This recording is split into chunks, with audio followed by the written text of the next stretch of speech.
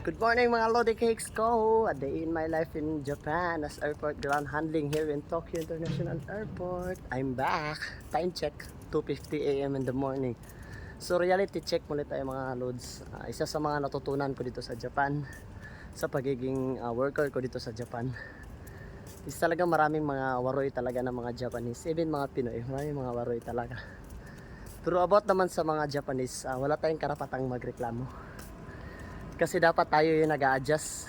Kasi hindi naman tayo inimbitahan dito sa Japan para magtrabaho. Tayo mismo yung nag-apply dito sa Japan. Kaya wala tayong karapatang magreklamo. Dito talaga sa amin maraming mga waroy din hapon. Kaya hindi ko rin maintindihan eh. May iba din, may mga pangit na ugali.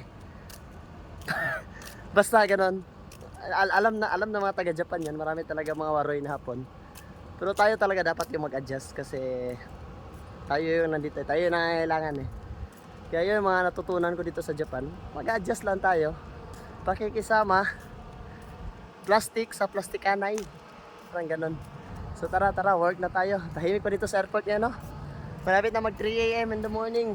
Tahimik pa. Tara, let's go. Let's work. Enjoy life. God bless everyone. Mama.